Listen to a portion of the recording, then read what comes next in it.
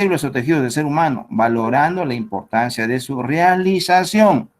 Y 3, explica las acciones de los inhibidores y desacopladores de la cadena respiratoria para entender cómo ocurren en condiciones normales y sus alteraciones con idoneidad. Entonces, miren, primera competencia. Lo que estamos mostrando aquí en esta figura del lado derecho es el ser humano, como ustedes saben, desde la punta de los cabellos, como suelen decir, a la punta de los pies. ¿Qué notamos ahí como característica? El ATP, la adenosina trifosfato, que aquí está en color amarillo. Con esto estamos mostrando de que todo el organismo necesita a esta energía, al ATP. Hay diferentes formas de presentar la energía, o sea, hay otras formas de energía, pero la más importante, digamos, la que utiliza inmediatamente la célula, es el ATP. Miren, se utiliza desde arriba hasta abajo, en todo ángulo.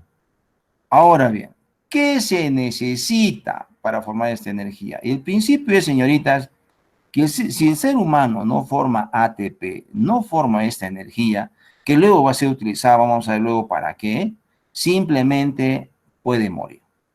Esto es, miren, y lo que se ha encontrado hace poquito ya con respecto al coronavirus, que ustedes han estado escuchando en las noticias, que producen microcoágulos. Entonces, estos microcoágulos lo que están provocando es obstrucción en los vasos más pequeños. Es decir, están impidiendo que llegue el oxígeno que se necesita para formar ATP.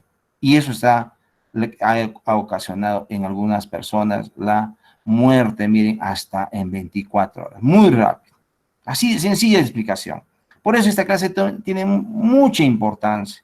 Y por eso ahora los tratamientos están dedicados a destruir esos microcoágulos, aunque no se formen en todo caso los microcoágulos con los anticoagulantes. Son los protocolos que ya se han destinado a partir del día de hoy, que están utilizando en todos los pacientes para disgregar, para desaparecer, para romper esos coágulos que están impidiendo el flujo de oxígeno para formar energía. Entonces, decíamos, componentes. Primer componente, por favor, no olvidar para formar la energía, el oxígeno.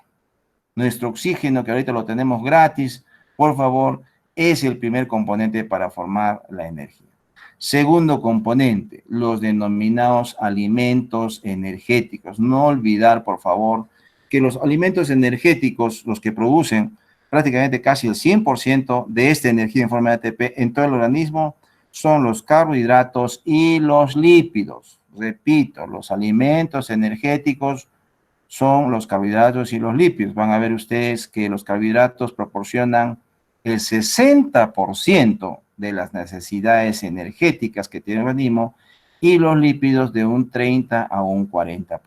O sea, sumados los dos, 100. Y ustedes de repente cuando han hecho el capítulo de proteínas, ahí les han dicho, función de proteínas energéticas. Miren, las proteínas van a cumplir casi siempre una función energética cuando el organismo esté alterado o anormal. O sea, no estemos en las condiciones normales de todos los días donde estamos consumiendo nuestros alimentos, sino más bien de pronto en una situación de inanición.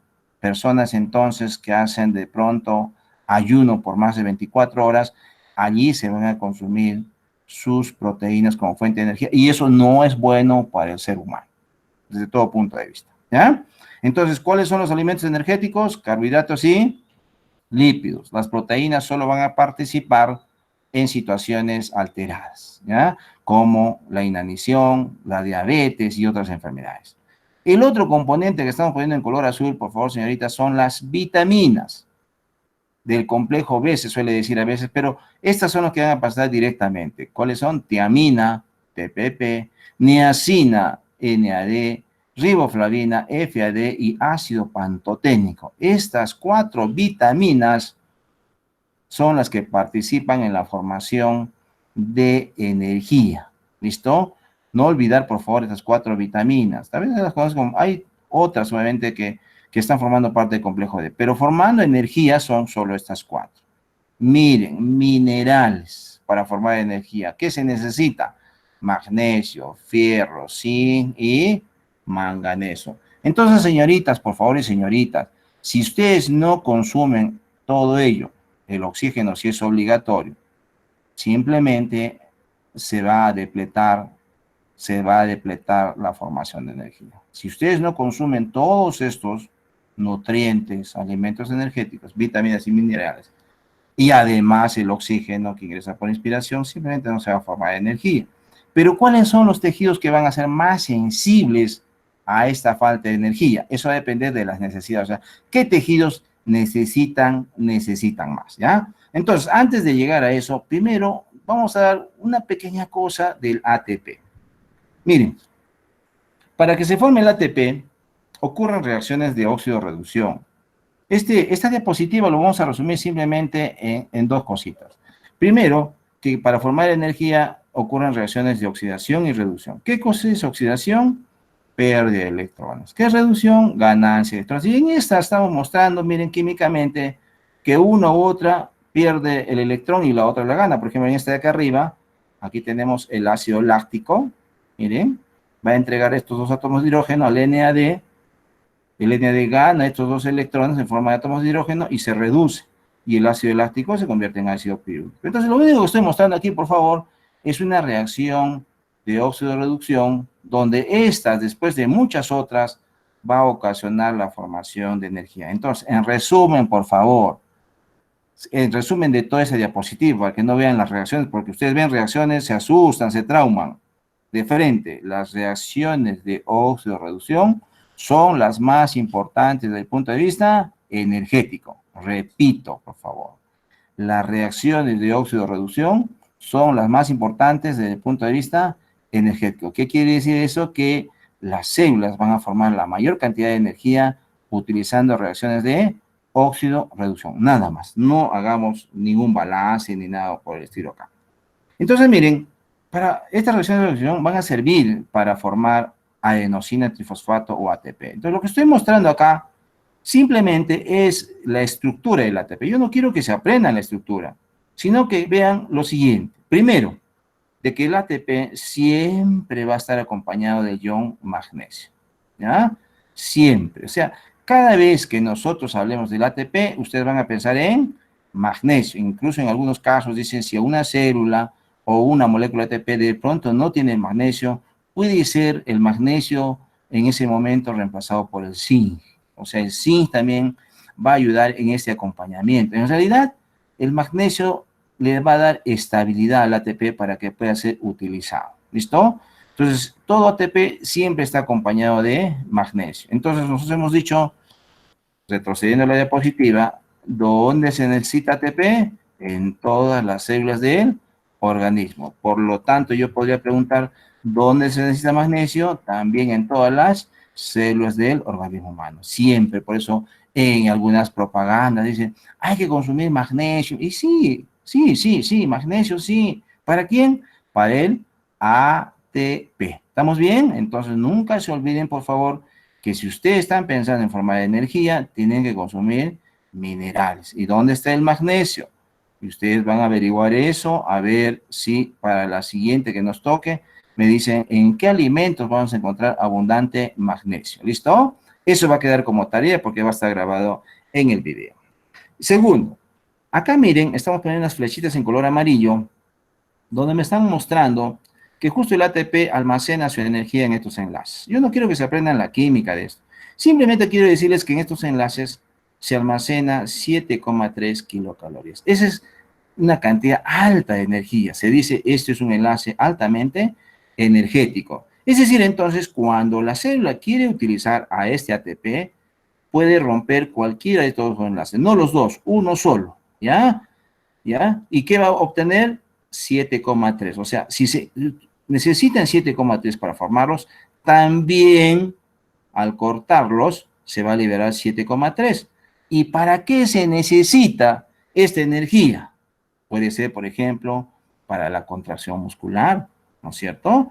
Vamos a ver de pronto que eso se puede necesitar para un proceso de síntesis. Hoy ya revisaron entonces enzimas, que hay enzimas que pueden condensar, que pueden unir, y para esa unión, ¿qué se necesita? ATP. ¿Y qué cosa se necesita del ATP? Esta energía. Es decir, estas enzimas cortarían acá y utilizarían estas 7,3 kilocalorías para formar o unir una molécula. ¿Estamos bien? ¿Para qué más se puede utilizar? Vamos a ver entonces que en la formación del ATP también se va a ir liberando energía en forma de calor. ¿Y para qué es ese calor? Para mantener la temperatura corporal, ¿sí? ¿Y cuánto es la temperatura corporal? 37 grados. Gracias a esto, entonces nosotros estamos manteniendo esta temperatura. Entonces, miren, el ATP se necesita para cada una de las células y la energía está almacenada en este enlace que se llama anhidrido. ¿Cuánto de energía? 7,3 kilocalorías. ¿Listo? Muy bien, y aquí muestro que cuando se ha utilizado justo el ATP, miren, se corta y se libera esta cantidad.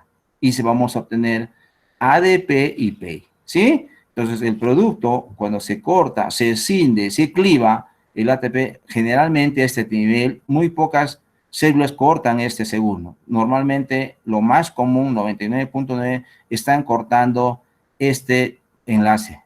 ¿Listo? Se denomina enlace gamma.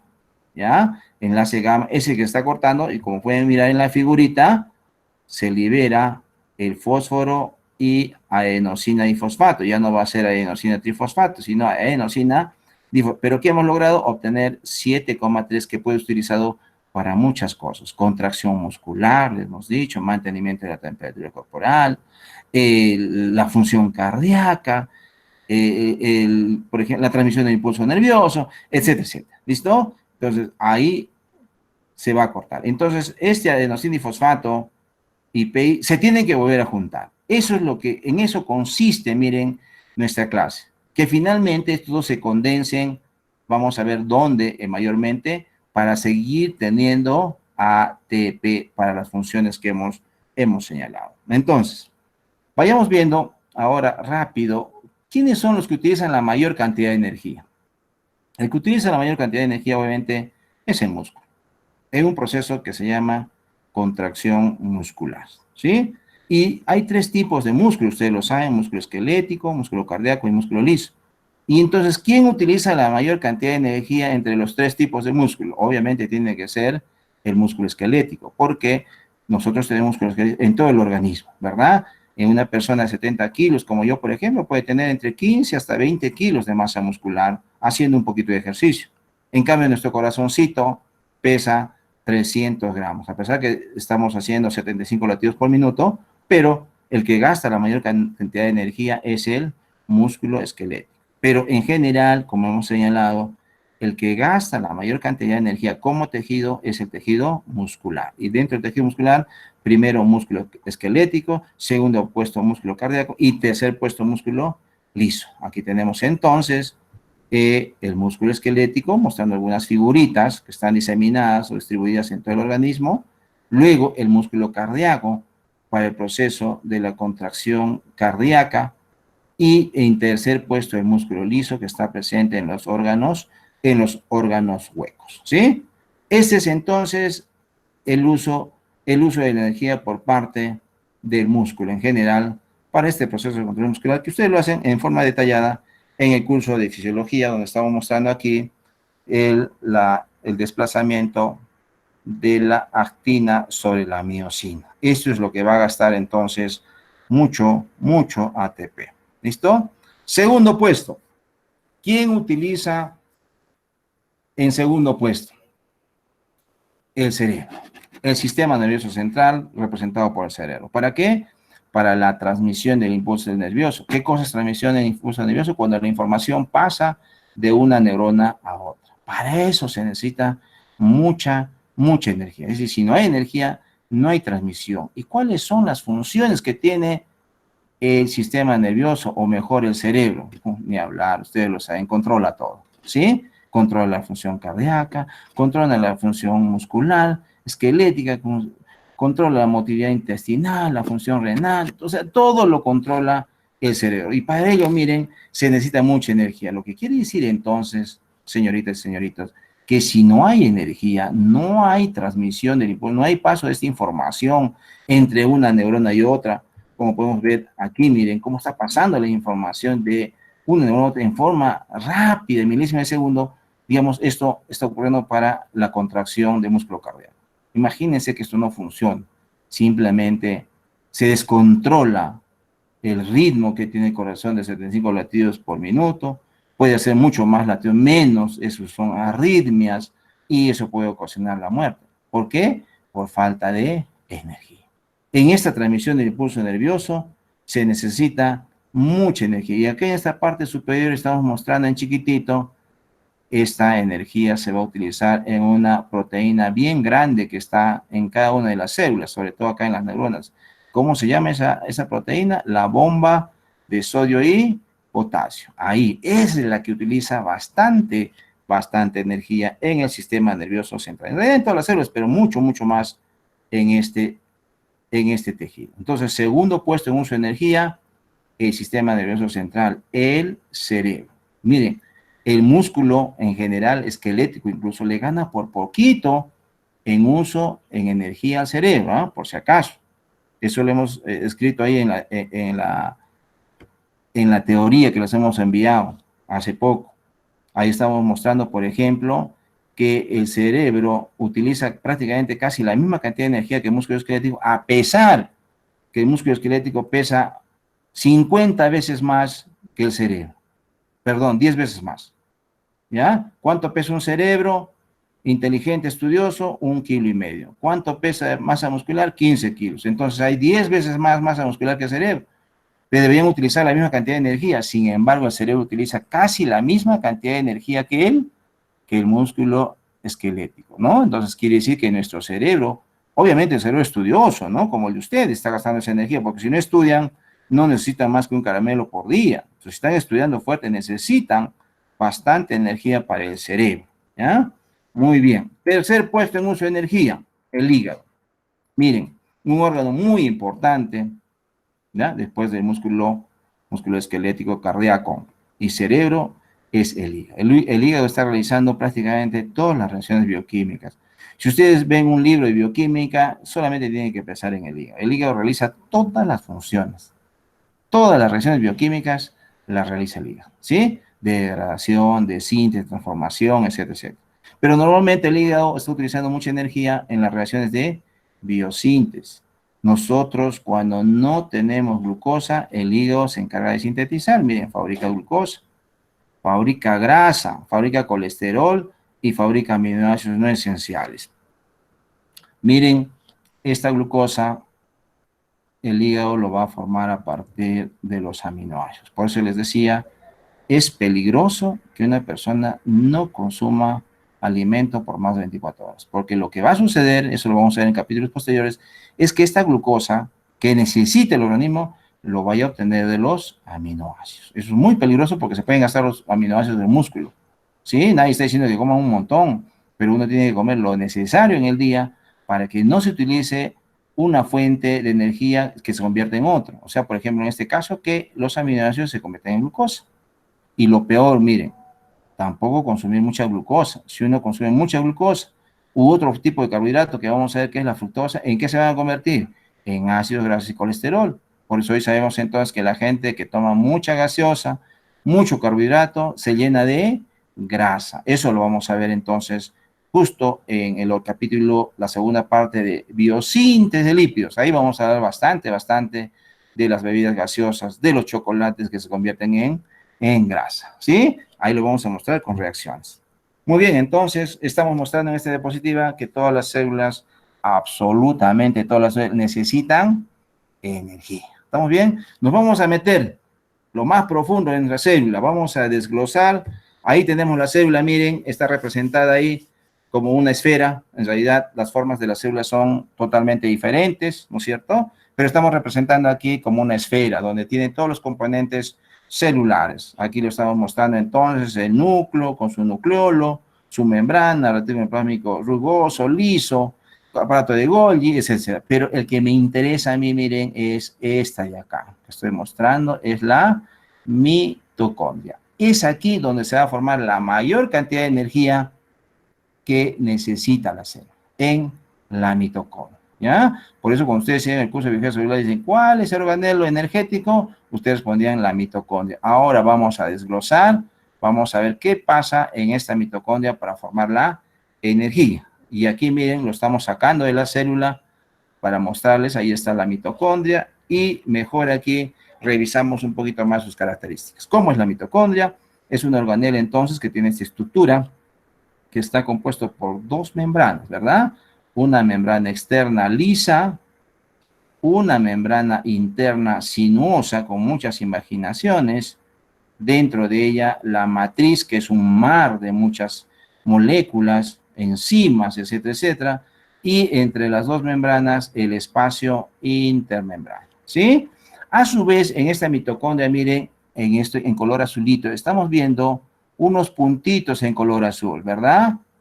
Justamente en estos puntitos, que son cerca de 100 moléculas cada bloque que va a formar energía, están pues estas moléculas que forman parte de lo que se llama cadena respiratoria mitocondrial. Es decir, estas son las que van a cumplir esa función que dije de realizar reacciones de óxido-reducción. Y si ustedes pudieran participar, a ver, en rápido, ¿para qué sirven estas reacciones de óxido-reducción? ¿Para qué dijimos? A ver, en el chat pongan. Fósforo y dióxido. ¿Para qué? Pongan en el chat, por favor, ¿para qué sirven estas reacciones? Generar ATP. Ya pongan muy bien, oye, hay gente muy atenta.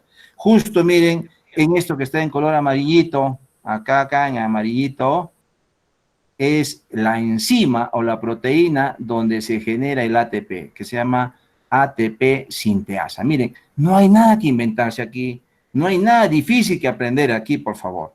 Entonces, todas estas moléculas van a hacer reacciones de oxidorreducción, llaman un transporte de electrones, para luego finalmente en esta proteína tan grande que se llama ATP sinteasa, se produzca la síntesis de ATP. ¿Qué les parece, miren? ¿Sí? Entonces, miren, aquí viene una pregunta importante ahora, por favor, si alguien lo puede responder, va a estar en el chat, escriban en el chat nada más, yo lo voy a ver.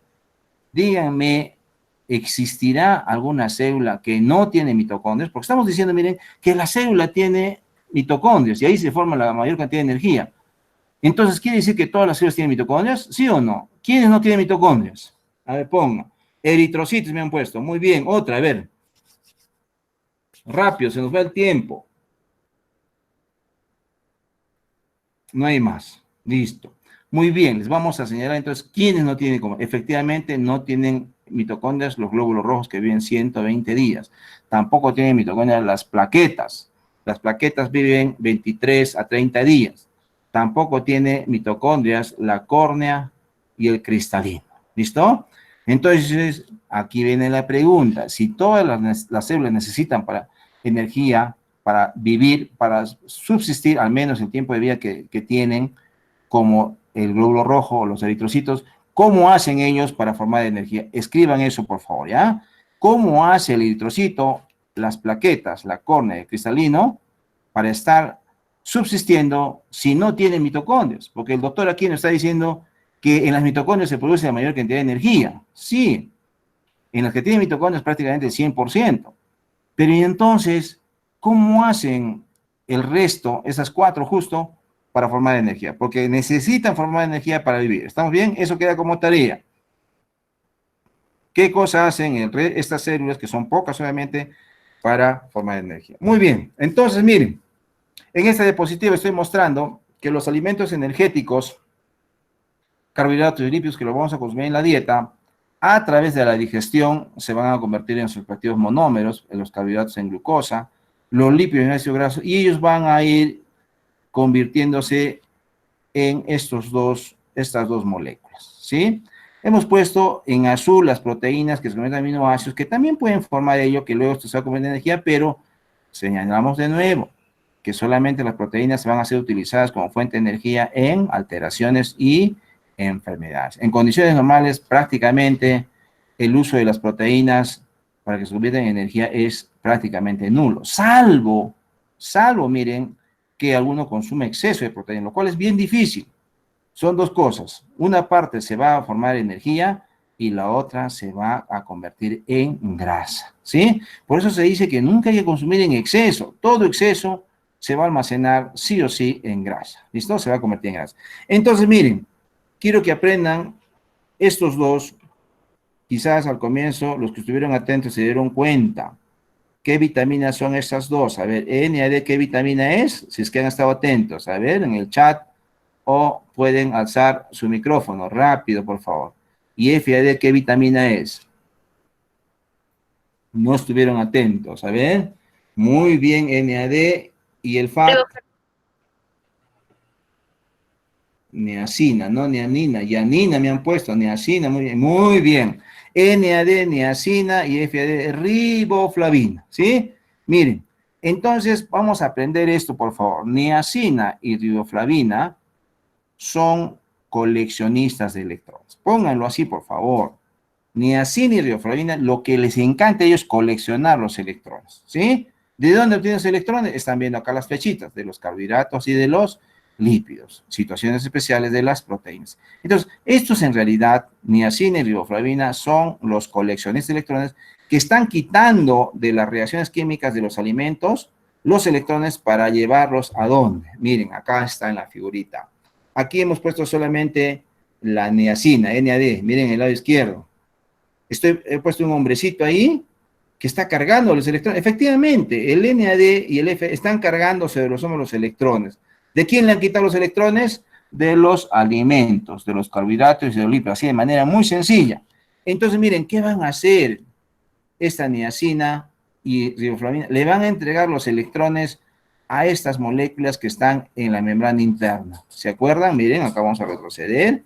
Ahí está. Miren, a estas que están en color azulito. A ellas están esperando ávidas de electrones. Entonces, miren, el NAD y el FD son sus coleccionistas. Recaban y les entregan. Y los electrones, miren, van avanzando, miren, por estas moléculas que están aquí. No es necesario, creo, saber quiénes son estos. Son en realidad cerca de 100 moléculas que están, ahorita vamos a ver que están agrupados. Pero el hecho es entonces, miren, que una vez que se entregan los electrones, aquí va a haber este flujo electrónico y van a ir ocurriendo las siguientes cosas. Primero, entonces, flujo de electrones, reacción de óxido de reducción. Segundo, va a haber una liberación de energía. A medida que van pasando los electrones por estas moléculas, se va a ir liberando energía. Esta energía que se libera en forma de calor va a servir para dos cosas. Primero, como hemos señalado, para el mantenimiento de la temperatura de la mitocondria, de la célula o en general del organismo humano, ¿sí? Y segundo, para expulsar protones, miren, desde la matriz al espacio intermembrano, a este espacio, ¿sí? Entonces, ¿cómo ocurre? Flujo de electrones, entrega de electrones a estas moléculas que están en la membrana interna. Segundo, cuando los electrones están fluyendo por estas moléculas, se libera energía, una parte para mantener la temperatura y la otra para expulsar protones, ¿sí? Miren, luego estos protones, ¿por dónde están entrando? Por esta proteína grande. ¿Cómo se llamaba? ATP sinteasa, ¿sí? Los protones vuelven a ingresar. Miren, el ADP que fue utilizado, acá está, se va a juntar con el PI, con el fósforo, y inmediatamente se convierte en ATP, ¿sí? Entonces, en realidad, esta ganancia de electrones que tiene el NAD y el F desde los alimentos está sirviendo en buena cuenta para formar ATP, ¿sí? Entonces, esa es la forma, prácticamente, dicen algunos, una forma indirecta. Otra vez repito entonces. Primero, el NAD y el FD le quitan los electrones a los alimentos. Segundo, los electrones son entregados a los intermediarios de la cadena respiratoria mitocondrial que están ubicados en la membrana interna. Tercero, liberación de energía en forma de calor, ¿sí? Cuarto, bombeo de protones hacia el espacio intermembrana. Miren, desde aquí, matriz, se bombean protones. Quinto, reingreso de protones por la ATP sinteasa. Y sexto, síntesis de ATP a partir de ADP más P. ¿Cómo se llama esto? Fosforilación oxidativa, ¿sí? Entonces, esta formación de ATP se denomina fosforilación oxidativa. Entonces, ¿cómo definimos? Fosforilación oxidativa es la síntesis de ATP que está acoplado al transporte de electrones de la mitocondria, ¿sí? En realidad, como ven ustedes, de la membrana interna de la mitocondria. Así se forma el ATP. En esta otra figura estamos mostrando lo mismo, miren, ya, pero ya con los dos. NAD y FAD son los coleccionistas, entregan los electrones, miren cómo fluyen los electrones, van pasando, ¿sí? Y miren, entonces, flujo de electrones, vuelvo a repetir, liberación de energía, bombeo de protones, reingreso de los protones por la ATP sinteasa y miren, ADP más PI forma ATP. Pero aquí nos falta adicionar algo más, por eso mostramos en esta figura, que los electrones que han ido avanzando van a tener que ser entregados a una molécula. Ahí no sé, esta última, que se llama citocromoxidasa, le va a integrar los electrones ¿a quién? Al oxígeno.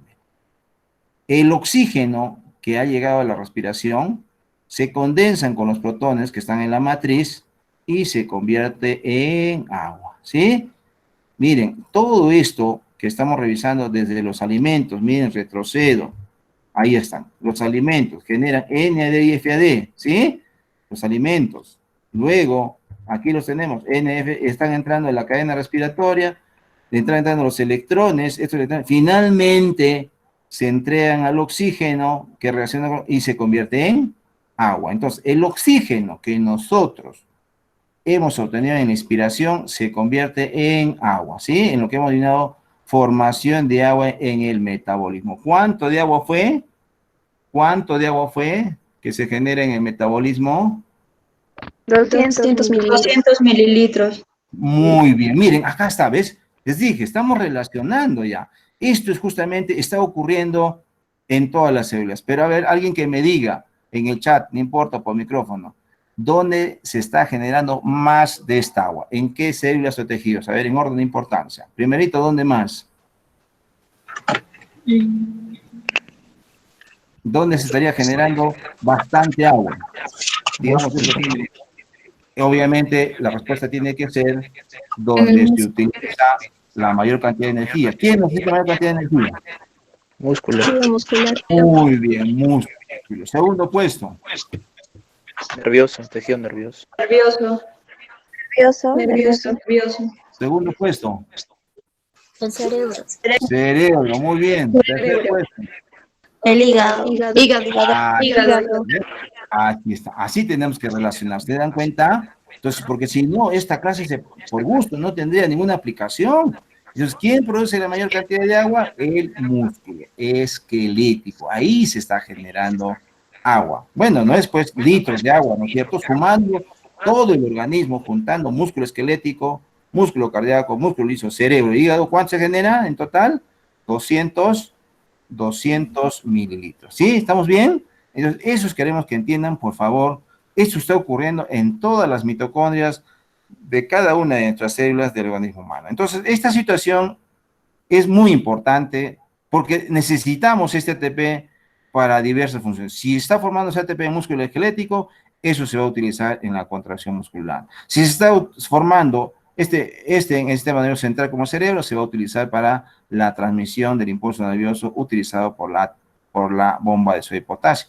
Y en el hígado, para los procesos de síntesis. Por eso, chicos, por favor, muy importante que se forme el ATP. Cualquier cosa que impida la formación de este ATP, simplemente peligra la célula, peligra el tejido y obviamente puede sobrevenir la muerte. Cualquier cosa, ¿sí? Incluso, como hemos señalado, o cualquier cosa que puede impedir la llegada de oxígeno, a pesar, miren que el oxígeno parece un simple aceptor, miren, el oxígeno está aceptando los electrones y esto tiene que seguir avanzando, porque si el oxígeno no acepta, los electrones se quedan aquí, en la membrana interna, y ya no necesitamos que esto siga avanzando para que ocurra todo lo que hemos señalado. Primero, que es flujo de electrones, bombeo de protones, ingreso de protones y la formación. O sea, si algo detiene cualquiera de estos eventos bioquímicos, simplemente no se va a formar ATP.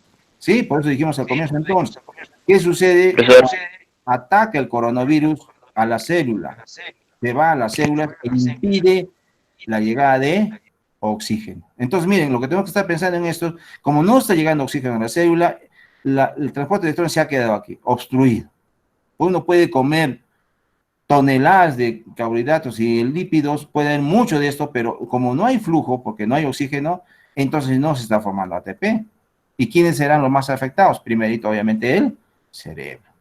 el cerebro, que controla todo, regula todo, ¿sí? Obviamente, en segundo puesto, el músculo. Y el cardíaco también, que necesita esa energía para la contracción del músculo cardíaco. Entonces, ustedes están pensando con el coronavirus, por eso son las afecciones neurológicas. ¿Por qué las afecciones? Por eso, porque simplemente no está formando ATP. Igual el corazón, no forma ATP, dejará de latir y por eso sobreviene la muerte muy, muy, muy rápido. ¿Estamos bien? Al menos es lo que se sabe hasta ahora y por eso se está incitando al flujo de sangre utilizando los degradadores de coágulos. ¿Listo? Al menos tenemos como respuesta a eso. Miren, en esta figura simplemente estamos mostrando todo lo que hemos explicado. Estos son los transportadores de electrones, sino que son los últimos estudios donde se ha visto que estos transportadores no están en forma individual, como lo hemos mostrado acá, sino que están agrupados.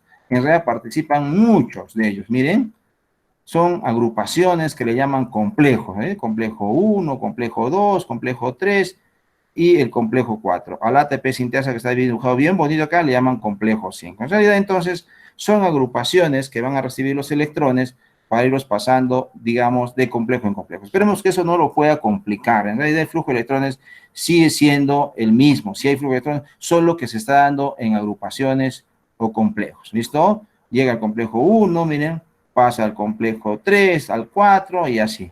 O en algún caso puede llegar al complejo 2, luego al 3, al 4. No hay problema, simplemente es que estos están en la membrana agrupados en complejos. Y aquí lo hemos presentado más bonito al ATP sintasa, simplemente como figura, no van a ver ustedes esto como reacción, no queremos complicarlo, simplemente miren que estamos mostrando aquí que los protones ingresan por un espacio que está en una proteína que está en la membrana, luego ingresa esto, y esto es lo que va a provocar la formación del ATP. O sea, estamos haciendo lo mismo en buena cuenta, solo que, digamos, un poco más detallado. Y yo nos voy a preguntar, pues, que está la proteína C2, la A, la D, no, por favor. Simplemente, como yo lo he dibujado esto, lo he copiado, lo he calcado, es para mostrarles que esto se nota bonito en realidad en la mitocondria. Es una cosa más bonita, ¿verdad? Se nota colorcitos, bien bonito, pero preguntarles todo esto en forma detallada, nadie les va a hacer eso. Solamente queremos esto nada más. De acá, nuestros transportadores como lo conocíamos antiguamente. Está más facilito. Esto es simplemente con más detalles, ¿no? Para que ustedes vean en realidad que es bastante complejo ello, ¿no? Pero que no tiene para que les preguntemos en el examen. Igual aquí miren mejor la membrana para que ustedes vean cómo está en la membrana de la mitocondria, de la membrana interna, los complejos. Miren este complejo 1, cómo está saliendo, el complejo 2, el 3, el complejo 4. Bueno, en la antigüedad hacíamos preguntas que, por ejemplo, la coenzima Q, que es un transportador, no formaba parte de un complejo, igual que esto como no vamos a preguntar eso. Simplemente, ustedes entiendan que simplemente debe haber flujo de electrones en moléculas que están ubicados en la membrana interna. ¿Listo?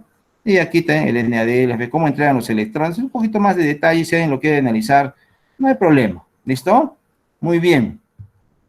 Aquí otra vez, miren, esto sí me tienen que saber, es otra figura que me está mostrando lo mismo, miren, el NAD que entrega los electrones, el FAD al complejo 2, el NAD al complejo 1, van avanzando, se entrega el oxígeno, reacciona con los protones, forma agua y la formación de ATP. Pero, ¿qué es lo importante que tienen que recordar? Esto que está acá en la parte inferior.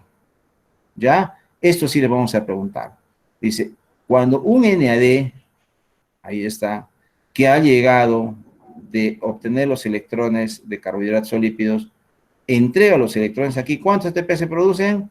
2,5. O sea, un NAD provoca la síntesis de 2,5 ATPs y un FAD provoca la síntesis de 1,5 ATPs. Entonces, ustedes lo van a ver esto en los capítulos posteriores de balance energético y le van a preguntar ahí, miren, en el ciclo de Krebs se ha producido 12 NAD. Así, estoy hablando figurativamente, no es que sea así. Ya, se ha generado 12 NAD. Díganme cuántos ATP estarían produciendo. ¿Cuál es la respuesta? En el chat, rápido. En el chat o el micrófono. Si estamos diciendo que un NAD produce 2,5, 12 NAD, ¿cuántos ATP producirían? 30. 30, ¿ves? Facilito, ¿no es cierto? Claro que sí, muy 27, ha puesto ahí. ¿De dónde sacó 27? 30. Y si se generan 8 FAD, ¿cuántos ATPs producirían? 8 FAD, si se generan 8 FAD, ¿cuántos ATPs producirían? 12. 12, muy bien. Ven, bien, es sencillito. No olviden, por favor, entonces, un NAD produce 2,5 ATPs, un FAD produce 1,5. Estamos incidiendo, si ustedes dicen, ya, no, ya, esto nos va a preguntar en el examen. Claro que sí. ¿Por qué les vamos a preguntar en el examen? Primero, les hemos dicho que es importante que se genere energía, ¿ya? Y segundo, que vamos a ver entonces que cuando se va a oxidar, por ejemplo, una molécula de glucosa va a llegar hasta aquí, la cadena respiratoria, les van a decir ahí, se va a producir, les van a decir 30 o 32 ATPs, ¿sí? Entonces, por cada molécula de glucosa se van a producir 32 ATPs. O sea, quiere decir que 10 ATP, 10 glucosas, perdón, van a producir 320. 1000 glucosas, ¿cuántos ATPs producirían? Otra vez, miren, una glucosa cuando pasa por todas las reacciones y llega hasta acá, se dice oxidación completa, hasta agua formada ATP, un NAD produce 2,5, ¿sí? En total, entonces, cuando una glucosa se degrada completamente, hasta este momento formada ATP, una glucosa va a producir 32 ATPs, ¿listo? Una glucosa. 32 ATPs. Por lo tanto, entonces, 1000 glucosas, ¿cuántos ATPs producirían? 32.000. Entonces, ¿por qué le estamos poniendo a hacer ese cálculo? No porque ustedes me hagan matemáticas, señoritas. 32.000, ¿ya? Sino que ustedes sepan que si consumen 1000, 2000, la glucosa que necesiten, van a producir suficiente cantidad de energía para su funcionamiento de su cerebro, por ejemplo, la glucosa para el cerebro, para el músculo esquelético y así sucesivamente. Entonces, lo que queremos nosotros resaltar es que es muy importante el consumo de alimentos en forma adecuada para la formación de energía y que nada debe impedir esta formación de energía, ¿sí? Entonces, repetimos aquí que las moléculas que están en la membrana interna están como agrupaciones, ¿verdad? Como complejo 1, complejo 2, complejo 3 y complejo 4. Está descrito en la otra diapositiva, miren, que existen sustancias que a veces que son consumidas en forma adrede o casual, o nos exponemos a estas sustancias, pueden provocar la falta de formación de ATP o impedir, por lo tanto, eso puede ocasionar la muerte. Vamos a hablar solo de uno, que a veces lo estamos expuestos de manera casual. ¿Quién es este de aquí? A ver, díganlo, este que estoy envolviendo con un nombre completo, su nombre y su apellido de este CEO. ¿Cómo se llama? A ver, por micrófono. ¿Qué se llama? En chat, a ver. Muy bien. Monóxido, no dióxido, ya. Monóxido. Este monóxido se produce en los procesos de combustión, cuando estamos quemando gasolina, gas, papel, cartón, árboles, cualquier cosa, ¿sí? Y este monóxido en concentraciones bajas, no muy bajas, sino bajas, es muy tóxico, puede causar la muerte. Y entonces fíjense, así como el monóxido, el cianuro también, que trabajan los mineros, y hay un compuesto que se llama CS, puede bloquear a este nivel, miren, al complejo 4. Viene el monóxido, se une al complejo 4, y justo el complejo 4, miren, es el que entrega los electrones al oxígeno para que se convierta en agua. Entonces, ¿qué va a pasar? Si viene el monóxido en un incendio, vamos a poner, se pone acá, impide, miren, este flujo de electrones. Prácticamente al final, ¿verdad? Miren cómo está avanzando el electrón en color azulito. Ya no avanzan, se van a quedar acá. ¿Sí? Todos estos se van a quedar con sus electrones porque ya no pueden avanzar. Pero ¿qué va a ocasionar esto? ¿Qué ocasionaría si el monóxido llega acá? Que no se entreguen los electrones al oxígeno, no se forme agua, pero ¿cuál es lo más importante? ¿Qué se ha impedido? La formación de ATP. Y eso ocasiona la muerte. ¿Listo? Eso va a ocasionar la muerte. Entonces, todos existen una serie de compuestos, hemos explicado solo para el monóxido, lo mismo hace el cianuro y la sida. Otros, por ejemplo, un antibiótico que hay que utilizar con mucho cuidado, ya no se utiliza mucho, la antimicina A, que bloquea el complejo 3, El malonato lo utilizamos en el laboratorio para evaluar todo esto, bloquea el complejo 2. La rotenona es un veneno para ratas, bloquea al sistema, al complejo 1.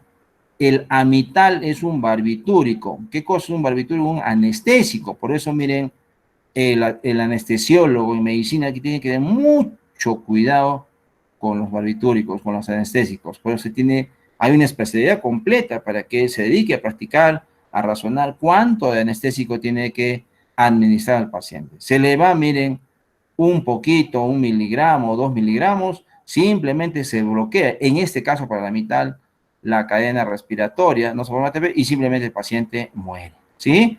Y así podemos ir señalando de muchos otros medicamentos donde actúan para impedir la formación de ATP. Solamente hemos puesto algunos ejemplos, ¿ya? Y el que yo quiero que se acuerden de quién es, del monóxido. ¿A nivel de quién trabaja? Del complejo 4. ¿Y cómo se llama el complejo 4? Es el único nombre que quiero que se acuerden de los intermediarios de la cadena. Aquí está. ¿Cómo se llama el complejo 4? Citocromo oxidasa. ¿Quién es ese? Oxidasa, porque le entrega electrones al oxígeno. Está facilito, miren. Citocromo oxidasa. ¿Listo? Entonces, para completar lo último, finalmente, miren, ¿qué es lo que vamos a rescatar de estos transportadores? ¿Ya? La mayoría de estos transportadores que están en la membrana interna, que se han encargado de simplemente transportar los electrones, son proteínas, ¿sí? El único que no es proteína es esta que se llama coenzima Q. Todas estas son proteínas. Pero ¿cuál es lo más importante? Esas proteínas, dentro de la estructura que ustedes han revisado en el capítulo 2, son hemoproteínas, ¿ya? ¿Qué quiere decir que sean grupos hemo? ¿Se acuerdan de la hemoglobina, sí? La hemoglobina tiene un grupo hemo y tiene ahí al hierro. Entonces, lo otro que es importante es que estas proteínas necesitan hierro, la mayoría, no todas, ¿ya? Por eso se llama hemoproteínas. Hemo siempre relacionado al hierro. Por eso entonces el hierro es muy importante también, dijimos, para la formación de energía. No lo estamos mostrando acá con detalle, pero tenemos que recordar entonces que estas moléculas que están aquí, la mayoría necesita hierro, o sea, hemoproteínas como citocromo oxidasa. ¿Listo? Muy bien, aquí estamos mostrando algunos ejemplos de estos inhibidores. Hemos visto acá, por ejemplo, a nivel complejo 1, rotenona, el amital, hay también la pirecina, que es otro antibiótico, clorpromacina, etcétera, etcétera. El malonato en el complejo 2, en el 3, la antimicina y la fenformina, o el misotiazol, y en el 4, que hemos dicho, por favor, que sí recuerden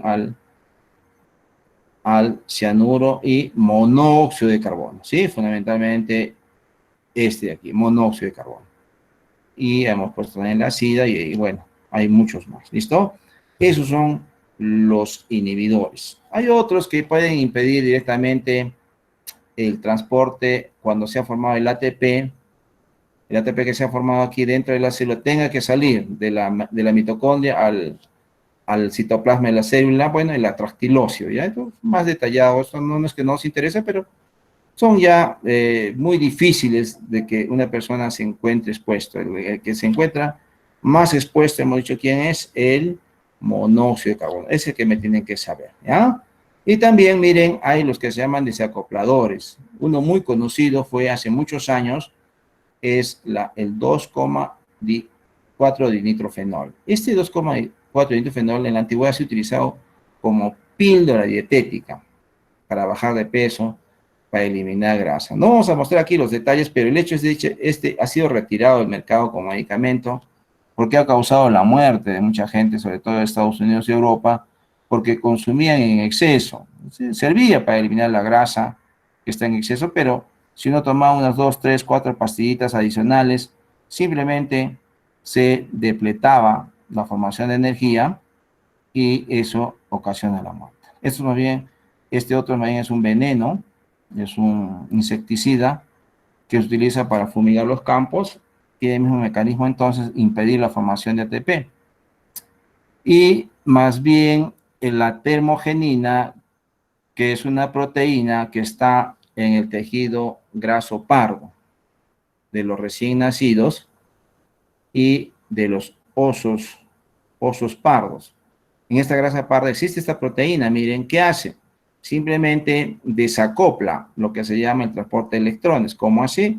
Entonces, cuando ocurre el flujo de electrones, ¿no es cierto? Tiene que ser entregado el oxígeno. Hemos dicho, se libera energía, ocurre el bombeo de protones, y estos protones tenían que ingresar por acá, ¿verdad? Por la ATP sinteasa, ¿se acuerdan? Tenían que ingresar por aquí, pero no pueden hacerlo por ahí, van a entrar por esta otra proteína que se llama termogenina. ¿Y qué va a hacer esto? Que haya más flujo de electrones, más liberación de bombeo de protones, pero sobre todo mucha liberación de energía. Por eso los bebés, los recién nacidos, generan o son más calientitos, porque generan mayor cantidad de energía en forma de calor, ¿ya?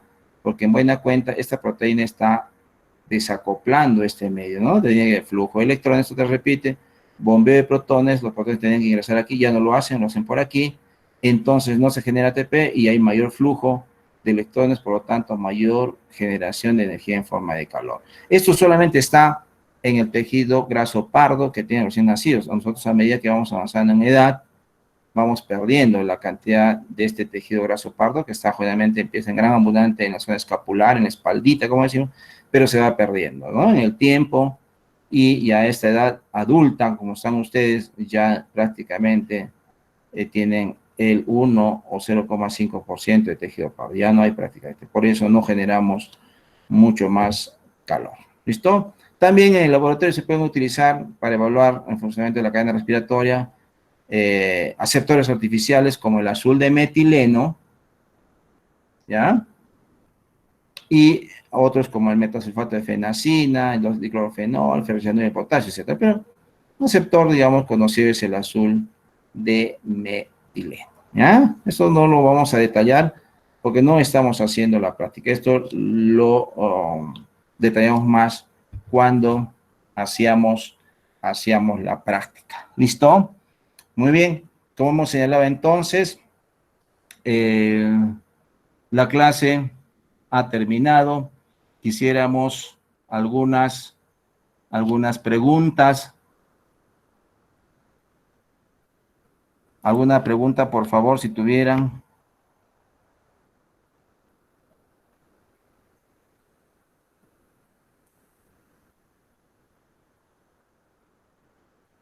Doctor, una pregunta.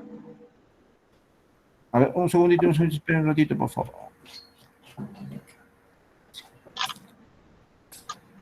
Vamos a detener la grabación un segundito, por favor.